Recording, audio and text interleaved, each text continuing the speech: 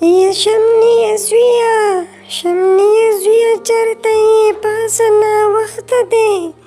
شابه درېیمه ورځ د سودا هم نشته دی کار له لاړ شه شابه و مورې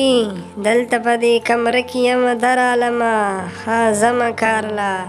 یا شمنی زویا درېیمه ورځ ده په کور کې هېڅ څیز دره کوم نه لګي چېرته لاړ شه که دیاړي میلاو شي روژه ماتې له سره وړه ماښام ته و مورې نو دا څه وې دا خو ما بله ورځ د دنیا سودا راوړې وه هغه بیا ختمه شوله خو زه مورې ورېږه زه به ورشمه که چېرته څه کار میلاو شو څه میلاو شو چې څه به پرې راوړم روژه ماتې زه شمنیه زویه الله دې مخه روښانه که الله دې درته خیر در پېښ کړي یاره خدا بس څه نو دا څنګه سوداګانې دي او په مخه سودا راوړه یو طرف ته پکې روژه ده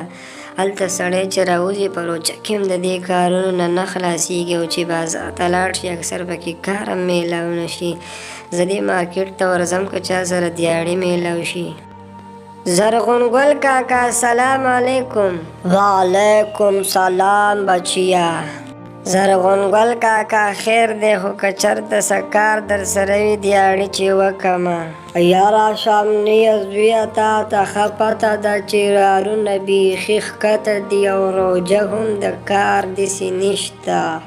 زه ښه ده زرغون ګل کاکا ما وی که ستا سره څه دیاړي وي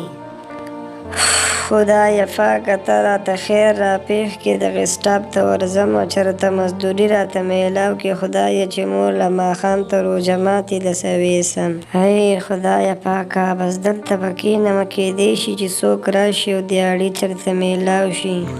اوهو یار دا خو ټیم دومره ناوخته شو ماښام شو کار میلاو نه شو بس یاره کار هم میلاو نه شو روژه کې مې ټوله ورځ بهر تېره کړه او مزدوري هم میلاو نه شوه د روژې میاشته کور ته مې څه رانه وړه ټیم د ماښام شو شمنې زوی به مې اوس راشي او سودا به راوړي روژه د خدایه پاکه په خیر سره زما زوی کور ته راورسې مور اسلام علیکم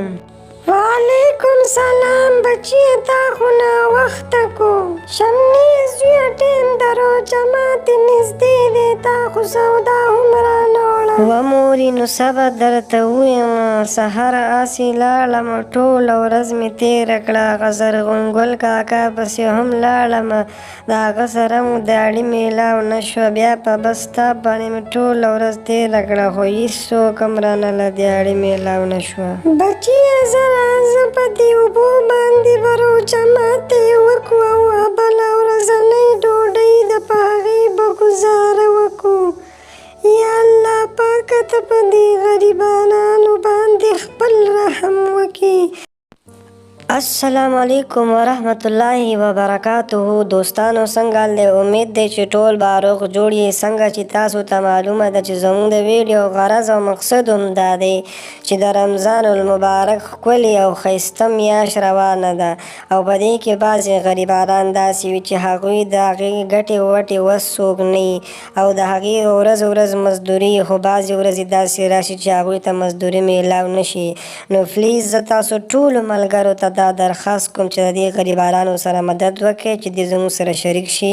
ډېره مهرباني